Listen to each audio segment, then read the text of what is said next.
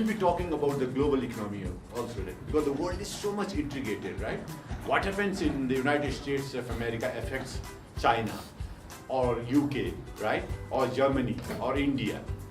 Or what happens in China also affects other major global economies and countries, right? So how is the global economic situation now? Which are the major emerging economic power in the world today? Which is the largest economy in the world today? Tell me. Which is number one economy? No, not it. Which one? No. The largest economy, in the world till date is the United States of America, right? America is the largest economy in the world. But China is, coming, it has leapfrogged many economies in the world to become the number 2 economy in the world. In the recent past, you see, it leapfrogged. Leapfrog means how does the frog jump? It jumped like a, frog, right? And left behind many economies and countries in the world. It left behind Italy, Germany, England, and Japan also. Japan was number 2 economy in the world, until recently. So now it is number 3 economy in the world, and China has taken its place. So, United States of America is the largest economy in the world, followed by China. Then comes Japan, okay? China is becoming very, very powerful. And you are right, in guessing or in telling that China is the largest economy in the world. Because there are estimates that in not too distant a future, China will become the largest economy in the world. They say by 2030, China will become the largest economy in the world. 2030. We are now into the new year, 2018, right? So we have around 12 years for China to become the largest economy in the world, okay? By 2030, China will be at the top. Yes. India is also growing very fast. Recently, what happened, Britain was number 5 economy in the world. It occupied 5th position. But France took over, right? Recently, France became number 5 largest economy in the world, and Britain slipped down. There are estimates.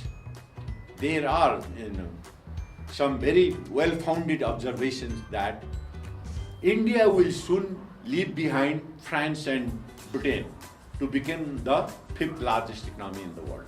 There are estimates because they are going very fast. How is this growth possible? India was not doing good at all. And China with more than 1.2, 1 arab 20 crore jati chaina jansankhya. It is known as a poor country in the world. When I was your age, we used to think, and it was a fact that China was a very poor country. People even didn't get to eat well there. Yes, China was not a rich country until recently, but what they did, on the political front, they are still a very rigid, country. There is one party, rule in China, right? There is no multi-party system. But on the economic front, they liberalized. They made all the necessary arrangements for capital from all over the world to come to China. It came in. They made good use of the capital that came from outside and prospered. They attained a growth of as high as 12% in certain quarters of the year. On average, China grew by 10, 10.5, 11%. For many, many years. Only now it has slowed down a bit, 7 or less than 7%. But for more than 15, 16, 18 years, China grew at an annual, average rate of 10%. They got all the capital from outside.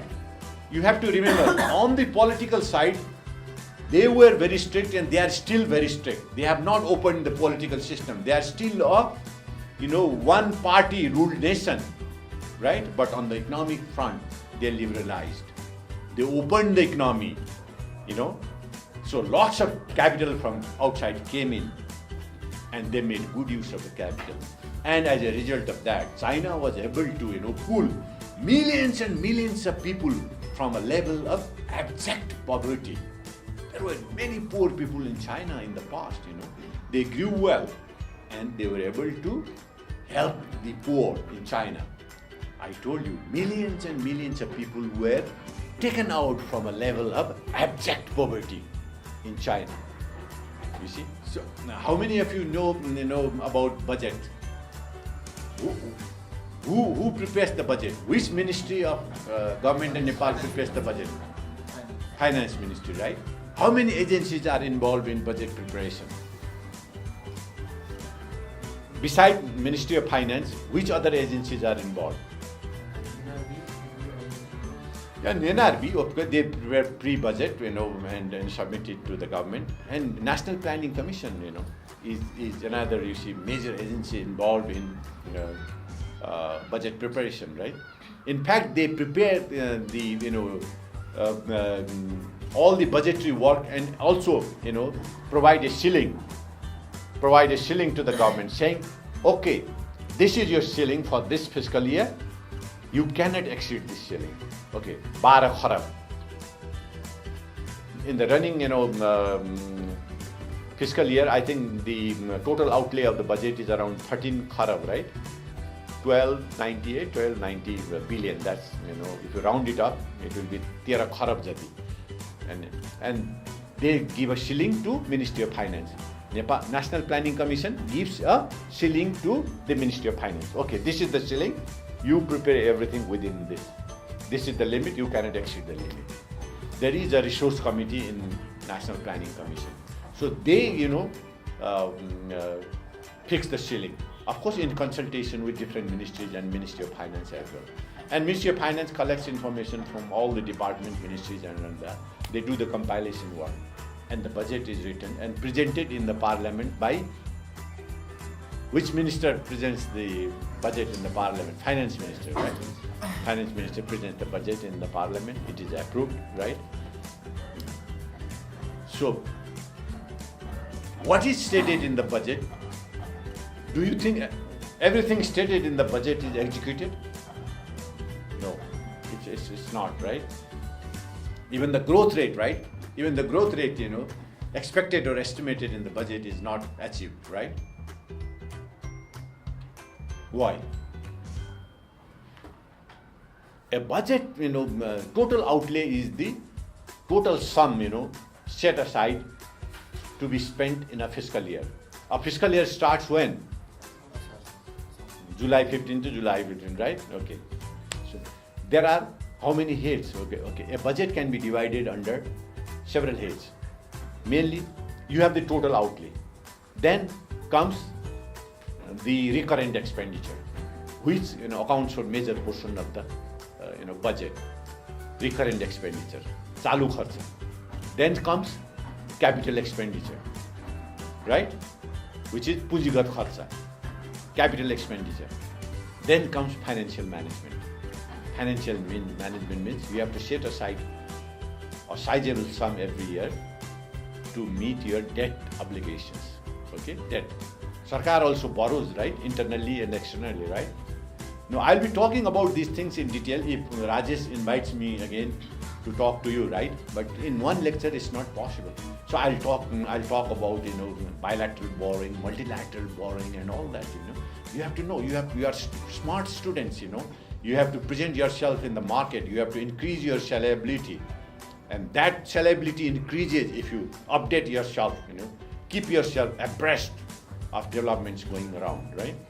So I'll tell you later. So total outlay is there, you know, and total outlay is divided under how many heads? Recurrent expenditure, capital expenditure, and financial management. And where does the money come from to meet the expenditure? Okay, where does the money come from? For example, here a kharab is the total outlay of the budget for this fiscal year. Okay, how does the money come from? What is the major source? No. Tax, revenue. Okay, revenue is the major source, right? And revenue again is divided under two heads, tax revenue and non-tax revenue. And tax is again divided under direct and under indirect taxes, right? Okay, this is tax revenue. Non-tax revenue, can you give me an example of non-tax revenue? Royalties, license fee, this and that, non-tax revenue. So revenue is there, right? Then, but this doesn't, cover the entire, outlay of the budget. So what do? You have to take resort to borrowing, right? Borrowing. You borrow internally. And who administers the borrowing program of government of Nepal?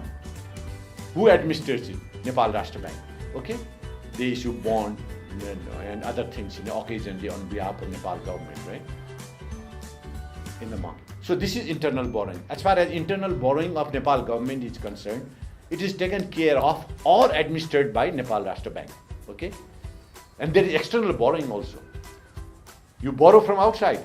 And external borrowing again can be divided under two heads, bilateral borrowing and multilateral borrowing. You borrow from countries, that's bilateral. You borrow from India, you borrow from Germany and China. This is bilateral borrowing, right? And you borrow from multilateral agencies such as the World Bank, Asian Development Bank, right? International Monetary Fund, and many other agencies, bilateral and multilateral borrowing. And there are grants also, As far as borrowing is concerned, you borrow money which has to be paid back along with interest over a period of time, borrowing. And you get grant also, right? Which is free. Grant comes mostly from outside. Again, grant can be divided under two heads, bilateral and multilateral grant. You get grant from agencies like the World Bank and Asian Development Bank. And you get grant from countries like India, Germany, China, USA, right? So grant, revenue, borrowing, grant, and all these, put together